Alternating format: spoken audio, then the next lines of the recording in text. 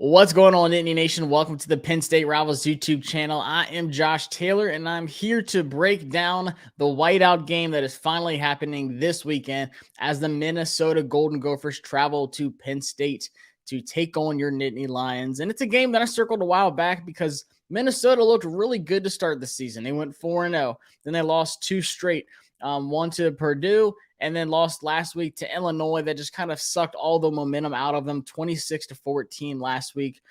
They've been dealing with a lot of injuries this season. That's pretty much something that you'll see as a trend for Minnesota. You know, their leading receiver, Altman Bell, going down for the season a couple weeks ago. And then Mo Ibrahim's been banged up a little bit. He played last week against Illinois. He was kind of questionable. And then, of course, during the game last week, their starting quarterback, who seems like he's been there forever, Tanner Morgan, goes down. Looked like it was a concussion. He got hit upside the head. He was out for the rest of the game. And then former four-star Ethan, probably going to pronounce this wrong, Kaliakmanis, I want to see how you say his last name. Former four-star recruit for them, came in against a really good Illinois defense. And, you know, I think it's safe to say that Penn State's defense has been really good outside of the Michigan game last year. But Illinois has been one of my favorite teams in the Big Ten to watch.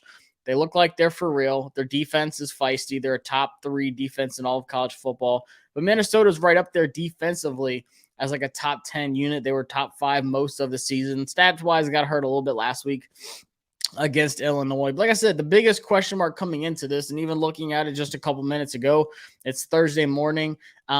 They haven't ruled out Tanner Morgan yet. I really don't see a way where he does play this. I mean, especially with all the things going on with concussions and everything in like the NFL and so on. I think coaching wise, they want to hold back that information. Of course, they're probably going to say it's like a game time decision. But I promise you, Ethan is getting the reps in practice right now, and I feel like he's expected to be starting this game. And like I said last week, at Illinois against a really good defense, that's not the team that you want to go against, you know, as one of your first games as a redshirt freshman. So Tanner Morgan was 4 for 12 before he got hurt, only 21 yards passing and an interception. And that's been like the theme with Minnesota's offense. They were struggling getting things going earlier in the season. You know, Tanner Morgan doesn't do anything crazy. You won't see like 400-yard performances, anything like that. Like he's not like Aiden O'Connell or anything of that measure. They don't ask of that, you know, of him, because they do have a solid running game with Mo Ibrahim, who's one of my favorite running backs in college football, honestly. Hated when he went down last year, very beginning of the season against Ohio State, was out for the season. He looks like he's back to normal. But for this passing game, even especially when Altman Bell went out, they just struggled to get things going consistently. And I feel like if you're Penn State, you really have to do what a lot of these teams have done, Purdue and then Illinois, making them try to throw the ball. Because he had 3 interceptions to Tanner Morgan against Purdue. And then, like I said, the one against Illinois. So he's, you know, been getting back to that inconsistent Tanner Morgan of turnovers and not being able to get things going through the air. So I want to see a couple things in this game. One, obviously, if they're, you know, they are starting a young quarterback in the whiteout game, that is literally the last environment you want to be playing in. But at the same time, that's the one you kind of dream of, like, about. Like, you're like, hey, like, this is why I'm here to play quarterback. This is why I came to Minnesota. This is why I want to play here in the Big Ten, because I want to play in these kind of environments. And respect, absolutely. But when you're talking about, you know, the in-game experience, having the reps, and then being able to deal with that environment, being able to, you know, communicate to your guys, and you're already struggling because you don't know everything all the way. You don't know the whole first team offense all the way yet. And you're struggling to get this communications and everything, you know, putting guys in the position they need to be in, make audibles, whatever. It's going to be impossible at Beaver Stadium, to be honest with you. But there's a couple things that I'm looking at that are really scratching my head on, and it has to do with Vegas. So I don't know if Vegas is kind of holding out to change things when, you know, Tanner Morgan is officially ruled out. But if you are a betting person, I'm not saying I condone it, but I, you know, absolutely do sports betting, and I'm all over this. They have Penn State at, if you want just a straight up money line to win the game, minus 190. Obviously, I think that's a very, very solid bet. Like, you should take that. But I'm looking at the spread at only 4-point favorite for Penn State, and the over-under total points is 44.5, which I'm not saying over 44.5 points because, like I said, this Minnesota defense is outrageous. They allow only 11.7 points per game, only 104 yards rushing on the ground, and 159 yards through the air. And Penn State's defense, like I said, until last week, has been a top 5 defense in college football. Obviously, in the passing game, I think they're up there with, some of the best. You talk about the secondary and everything. I just want to see how Penn State adjusts to that Michigan game last week. Obviously, JJ McCarthy is better than Athan and Tanner Morgan in the passing game. I think they have more weapons. But for me, I want to see how Penn State's defense really adjusts to the running game. Because like I said, Mo Ibrahim's one of the best, not only in the Big Ten, but in the country. 104 carries, 694 yards, and 9 touchdowns on the season. He's just a straight force. He's a seasoned veteran. He's an older guy. That's kind of like a knock on him when you talk about like the NFL draft and stuff. But he's been there for so long and he's so reliable. There's not really a game where he's really been shut down this season. Even against Illinois, I mean, he pretty much had to do it all himself. 15 carries, 127 yards, and a touchdown. And I want to see how the coaching staff for Penn State watch that film of how Edwards and Blake Corum just ran all over that defense, and they were just bullied. Physically, they could not match Michigan. And Minnesota's a very physical team as well. They've got, don't get me mistaken, they've got playmakers in the secondary and so on, but that front seven, that's a very stout front seven that's not going to really let you run the ball. And we saw when Penn State couldn't get things going on the ground with Singleton and Allen, it just seemed like Sean Clifford couldn't get things going either, whether it was the play calling, whether it was just short drives and not being able to get first downs, like 3 and outs. It's just something wasn't clicking. And you can say, Drew Allar might have a spark that can get things going, whatever. Like Sean Clifford has that experience. It sounds like, Coach Franklin's not making any changes at all. And against Minnesota, I'm fine with that. You have Ohio State coming up the week after. Do you really think, Drew Allar can come in here? And they're saying he's progressing nicely, but there's still a few things he needs to work on to have that starting quarterback caliber. So when he starts next season, you'll see him at his best. And I have nothing wrong with that. Yes, it does suck not seeing this passing offense take off like you want it to. I've been saying that the last few weeks now, honestly. It seems like the passing game has so many levels that haven't been unlocked yet with Parker Washington, Mitchell Tinsley. Britton Strange has been phenomenal this season. I think there's even more there in the passing game that can really, come along. And not saying that Clifford's been terrible this season. I think the thing that he's been great at is not taking the sacks as much as he has in the past. And, credit to the offensive line for that as well.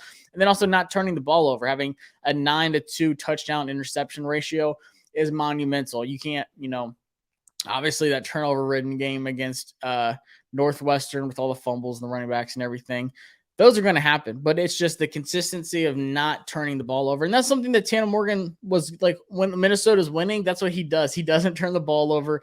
He keeps them in the game. He just a straight up game manager. Does it limit their offense? Yes. But does it also help, their defense, shut down their opponents and let Mo Ibrahim run all over their defense and then also, score a touchdown or 2 on offense when you need to in the air? That's how they won games. That's how they've won games in the past. Honestly, it's just smart football. It's just great coaching by PJ Fleck. Nothing against it. He knows he has future quarterbacks in the waiting, but this is your guy, just like with Sean Clifford right now, who has that in-game experience. He knows what he's doing.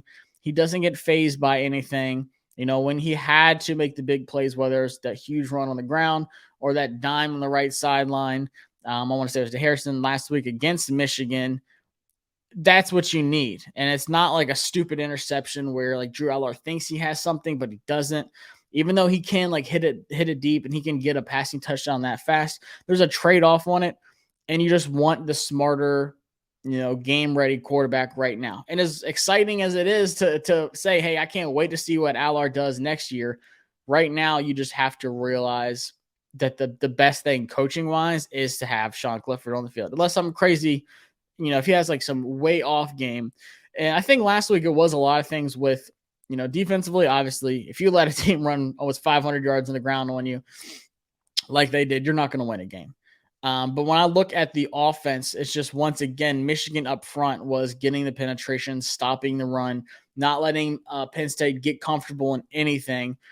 And they did what Penn State should have done, and that was make JJ McCarthy throw the ball like they made Clifford throw the ball, and things just weren't there. Like I said, questionable play calling all around. It just was not a good coaching game by Penn State last week. But this one, it has the recipe for a Penn State. I want to say a statement game, but if Tanner Morgan isn't playing, like I said, Minnesota started hot. They've been dealing with some injuries. They lost 2 straight. This is the whiteout game. This isn't for me like a statement game. This is a big time bounce back game because Minnesota is a great team, and I think they're heavily overlooked a lot. But like when you look at talent wise, a guy like Brevin Spawnford, the tight end, 18 catches, 252 yards. He's been like his go-to target since Altman Bell went down. Brown Stevens, the other wide receiver that stepped up. Altman Bell is still the third leading wide receiver, and he's been out for a couple of weeks. So that just tells you like how much they're really struggling. But then they have some good depth at running back too, with Trey Potts and Bryce Williams as well. So they have depth there. But when you look at the defense, they've got ballers all over the place. Like I said, linebacker-wise, with Oliver Lindenberg, then a guy like Terrell Smith, who's been one of my favorite DBs in the Big Ten. I think the Big Ten is loaded at secondary. There's a lot of draft guys that are going to be coming out this year. And Terrell Smith is a guy who I've watched over and over this season and has just impressed the heck out of me. He's one of these ball hawks, up there in pass deflections, but just also one of those leaders on defense. For me, Penn State has to get the running game going like they couldn't last week. To kind of take a page out of the book of Michigan last week when they had 6-7 guys in the line, not only, have Tyler Warren back there as fullback, leading the way on a couple runs, but have Britton Strange in line at tight end, and just have an extra blocker. It makes a huge difference. I just want Penn State to get that game going and then open up some, RPO, which you saw, like I said, that huge Sean Clifford run that I never was expecting to happen. That completely fooled everybody, but open up some more stuff like that, some RPO, some play action, some boots, some rollouts, whatever. And Tyler Warren's a great, catcher too. He makes some big plays in that game. So, if he looks like he's blocking some delayed routes or something like that, I just want Penn State to get back to this just down and dirty, not just, kind of flashy offense, but just what we saw against like Auburn and some of these first games of the season, just great blocking up front and letting Kaytron Allen and Nicholas Singleton find those holes, especially Singleton on the outside there. There was a lot more in the beginning of the season that hasn't been there the last, 2 weeks or 2 games, I'll say, for Penn State. So spread-wise, I'm taking this spread. Over-under-wise, I might take the under because I don't see Minnesota scoring many points. I could see them putting up probably like a max of 13. I think Penn State could get anywhere from that like 24 to 27 range. And still, like I said, I'm not mad if that's the case because Minnesota's defense is that good. But you saw last week with Illinois putting up 26. Chase Brown had 180 yards rushing on 41 carries. They ran the ball 54 times and just straight up dominated the time of possession on Minnesota. Like I said, Tanner Morgan went down, couldn't get things going. Doesn't help when you throw 3 interceptions in the game. And Penn State's turnover hungry. So I think they can really take, that blueprint of what Illinois did last week. I wouldn't say just rushing the passer all the time, but you need to play a lot smarter. It's not even just conservative. It's saying we are not going to let Mo Ibrahim run on us like we did with Edwards and Blake Corum last week, because there's no reason that Donovan and Blake should have had that many yards together. Whether it's loading the box, whether it is having Abdul Carter and Curtis Jacobs on the field at the same time, regardless of what Coach Franklin said, oh, well, he's not a Mike, he's not a Will, whatever. Like, those are your 2 best linebackers. Those are your 2 most physical linebackers on your team. Have them on the field at the same time. I don't care about labels and who can do what. I've seen enough to say that Abdul Carter, is not terrible in coverage. I think he's, definitely getting better. He's still young, of course, but from what I've seen with Curtis Jacobs, he's more of like the coverage guy. Cool. Like put them both outside, but I want 3 linebackers at the same time because you really need to stop that run. You saw Penn State trying to have 4 guys on the line and 2 linebackers, whether if they were like a nickel. They just respected the passing game of Michigan too much. And if they come out and do the same against Minnesota, I think Mo Ibrahim could have 150 yards and 2 touchdowns on Penn State. And you're going to be like, what the heck are they doing? Like, load the box up. I don't care if it's a 5-2 defense, like 5 on the line or 2 linebackers, or if you're just running, a 4-3 style to where you do have your 4, linemen, but do some stunts, draw something up, fake blitzes, delayed blitzes. Like I said, just do something that confuses the offense and gives these one-on-one, matchups an advantage towards Penn State. I just did not see enough of that last week. I saw DBs playing way too far off of wide receivers against Michigan for no reason. They over-respected J.J. McCarthy, in my opinion, and I don't think Minnesota has a talent, whether it is, Tanner or Ethan starting at quarterback. I don't think they have the talent on offense to where you have to play like that. I think they just overthought the Michigan game plan, said we're not going to let J.J. McCarthy pass on us, and he didn't have to. They ran at will on the ground against you. So get back to just that solid running game, opening holes up, whether it's because you have, 2 tight end sets, in line, or you have Tyler Warren back there at fullback as an extra blocker, whatever it is, you can mix things up, then next time you're in like a I formation, you've got Singleton and Warren out there. Like I said, you can do some delayed routes, some drop offs to Tyler Warren, whatever. Mix it up, get creative. This is a great Minnesota defense. You cannot overlook them, but I don't want you to overthink their offense. Their offense, yes, they average 34.5 points per game, but you've seen them struggle against these good defenses with Illinois and with Purdue, and they just looked deflated at times. So for me, I think Penn State wins this one. I think it's a much needed win. I think defensively they look much better, and it might be because they do have a new quarterback in with Ethan the backup. Like I said, didn't look too good against Illinois, but kind of just got thrown out there. But there's no reason why Penn State shouldn't win this game. There's no reason why the spread should be only 4 points. Like I said, I think this could be like a 27 or 24 by Penn State to 10 kind of game. I don't see Minnesota being able to score. Maybe Vegas is just thinking that they're going to be able to run the ball like Michigan did. But even like last week against Illinois, DeVito, 25 for 32, 252 yards passing and 1 touchdown. Didn't do anything crazy. That's what Sean Clifford's gonna like. That's all we need out of Clifford, which I think he could, be better than Tommy DeVito, especially with the weapons, in the receiving game. But don't overthink it. Get back to just a solid run game. Get out of there. Don't overlook to Ohio State, of course, but just show that last week, like, you learned from it, that you're making some kind of adjustment, because this is a big weekend. Like, recruiting wise, this is the most visits I've ever seen at a single game. I know I'm new to all this, but there is a ton of recruits coming. 5 stars, 4 stars, guys that could flip current commits. I mean, every time I refresh the Twitter feed, it's just another guy coming, another recruit, another possible flip candidate, another 5-star.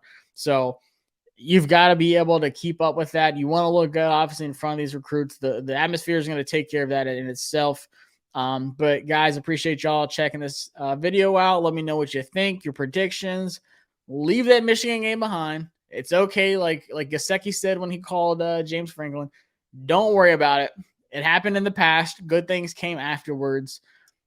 Can they, beat Minnesota and then get ready for the Ohio State game? Could they beat Ohio State? Who knows? Right now, after what I saw last week, no. So show me something this week that says they can beat Ohio State. And like I said, guys, subscribe to the channel, but then also subscribe to pennstate.rivals.com, because this week is just jam-packed with recruits. You need to stay up to date on everything. I'll go ahead and drop the link in the description so you can head over to the website and see the full list. We are the only site that is dropping the entire full list for free, so check it out so you can stay up to date on who's coming. And we got some big-time commitments coming up. And our own Dylan Callaghan Crawley actually put in a feature cast as well for a 2024 defensive big time target. So check that out. The football season is going on, but there's also the recruiting season that is year long. So stay up to date on that, and I will catch y'all on the post game reaction. Hopefully, we're talking about a Penn State win here on the Penn State Rivals YouTube channel. See ya.